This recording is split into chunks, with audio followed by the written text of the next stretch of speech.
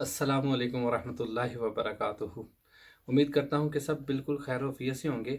چلے بڑھتے ہیں اپنی ویڈیو کی طرف۔ جیسا کہ آپ نے میرے تھمبنیل پر دیکھا ہوگا، بڑا ایک کامن سا سوال میں نے پوچھا ہے، کیا واقعی ایک جولر ماں کا سگا نہیں ہوتا؟ یہ تقریباً میرے پاس جتنے بھی کسٹمر آتے ہیں اس میں سے 90% لوگ کا یہی کمنٹ ہے، کیا واقعی ایک جولر ہے وہ ماں کا سگا نہیں ہوتا؟ تو جواب میں یہ کہوں گا، ہاں، نہیں ہوتا۔ تو یہ کافی نہیں ہے۔ ہاں، اس کی ڈیٹیل میں جب آپ جائیں گے تو آپ کو بہت سی باتیں مطلب سمجھ میں آئیں گی، کیوں نہیں ہوتا اور کیوں ہوتا ہے۔ تو یہ سننے کے لیے آپ بالکل فوکس کریں میری بات پر۔ میں تھوڑا سا ٹائم لوں گا بس آپ کا، اور میں جلدی سے آپ کو بتاؤں گا کہ ایک جولر جو ہے وہ اس حد تک کیسے پہنچتا ہے اور کیوں پہنچتا ہے۔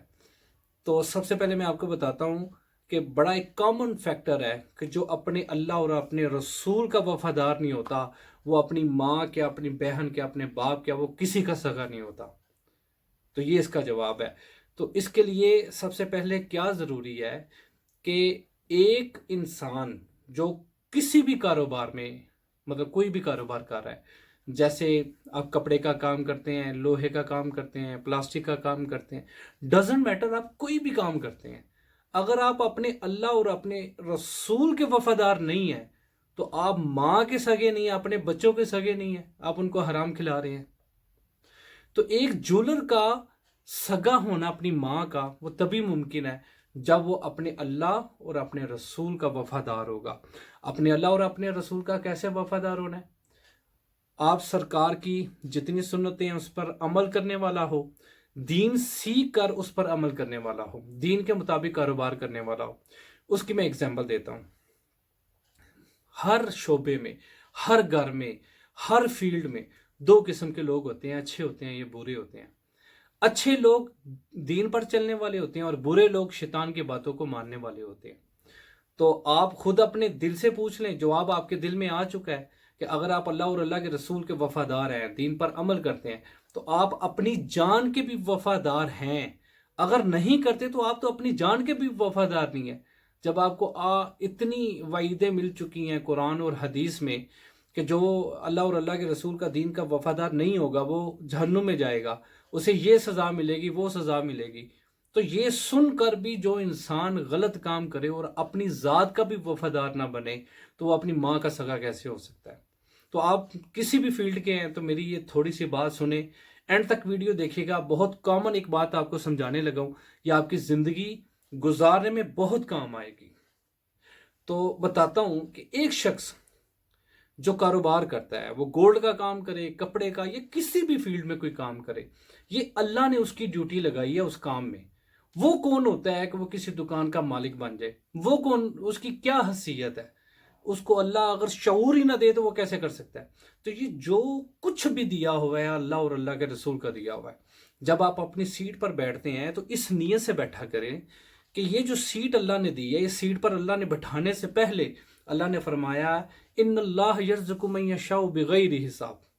اے بندے، اس سیٹ پر تو بیٹھ تو رہا ہے کاروبار کرنے کے لیے، لیکن یہ سن لے کہ رزق میرے ہاتھ میں ہے۔ اے بندے، وَتُعِزُّ مَن تَشَاءُ وَتُذِلُّ مَن تَشَاءُ، اس سیٹ پر تو بیٹھ تو رہا ہے، لیکن یہ بات یاد رکھنا کہ عزت اور ذلت میرے ہاتھ میں ہے۔ یہ نہ سوچنا کہ جھوٹ بول کے زیادہ پیسہ کما لوں گا، اس سے یہ ہوگا کہ میری عزت بڑھے گی، میرے پاس کوٹھی آ جائے گی تو میری عزت بڑھ جائے گی، میرے پاس جو ہے وہ بڑا سا گھر آ جائے گا تو تمام رشتہ دار میری عزت کریں گے۔ بھئی کوئی عزت نہیں کرے گا جب تک اللہ نہیں چاہے گا، کیونکہ اللہ فرماتا ہے انما امرہ اذا اراد شیئا ان یقول له کن فیکون۔ میں جب جس چیز کا ارادہ کرتا ہوں تو اسے کہتا ہوں کہ کن ہو جا تو وہ ہو جاتی ہے۔ تو اے بندے، نہ رزق تیرے ہاتھ میں، نہ عزت اور ذلت تیرے ہاتھ میں، تو تیرے ہاتھ میں ہے کیا؟ تیرے ہاتھ میں اللہ نے اپنے رسول کی سنت اور شریعت دے کر تجھے بٹھایا، تو اس کو سیکھ کر اس سیٹ پر بیٹھ۔ اب بتاتا ہوں کہ اس سیٹ پر بیٹھنے کے تقاضے کیا ہیں۔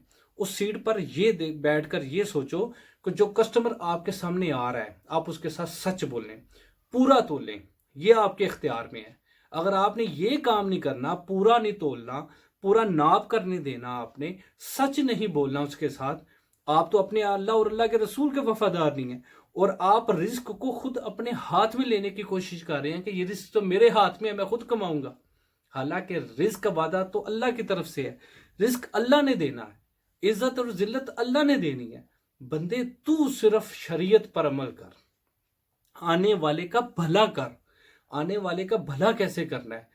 فار ایگزامپل میرے پاس کسٹمر آتے ہیں، کچھ لوگ کہتے ہیں کہ یہ انگوٹھی دے کے یا یہ بالی دے کے آگے ہم نے نہیں لینی ہے، تو میں اس انگوٹھی کی یا بالی کی کنڈیشن دیکھتا ہوں کہ یہ اگر تھوڑی سی ریپیئر ہو جائے تو بالکل نہیں ہو جائے گی، تو اگر وہ ایکسچینج کرے تو 5-10 ہزار روپے کا مجھے فائدہ ہو رہا ہے، تو میں اپنے فائدے کو ایک سائڈ پہ رکھ کے اس کسٹمر کا فائدہ سوچتا ہوں کہ باجی اگر اس کو سٹون لگا دوں، اگر اس کو ریپیئر کر دوں تو اس میں آپ کا بھلا ہے کہ یہ چیز بالکل نہیں کر دوں گا، 100-200-300 روپے آپ کا لگے گا، آپ کی چیز نہیں ہو جائے گی۔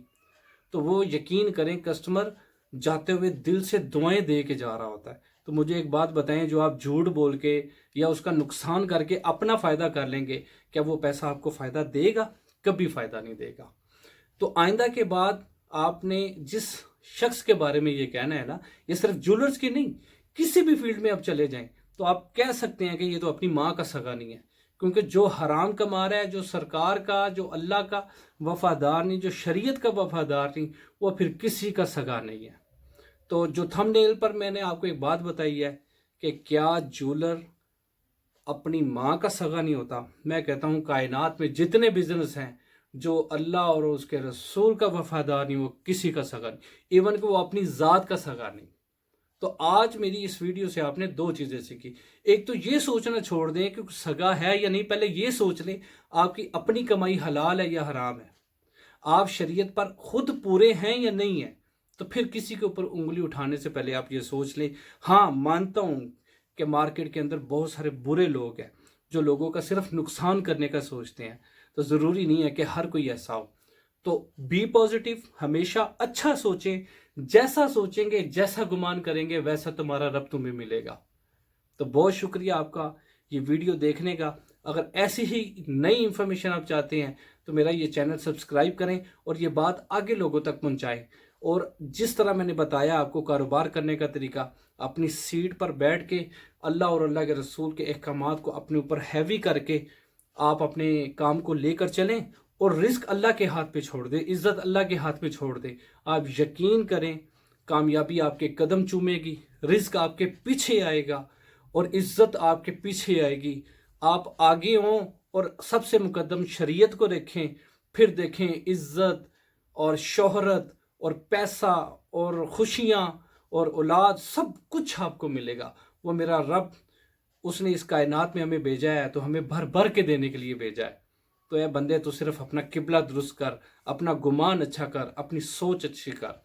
بہت شکریہ، چینل کو سبسکرائب کریں اور صدقہ جاریہ سمجھ کے اس کی ویڈیو کو آگے پہنچائیں۔ ہو سکتا ہے یہ آپ کی شیئر کی وجہ سے یہ ویڈیو کچھ سن کر اپنی دکان کا سسٹم ٹھیک کر لے، اپنی سوچ ٹھیک کر لے، اور آپ کی وجہ سے اگر کوئی ایک اور دوسرے شخص کو نیکی کرنے کا موقع مل جائے۔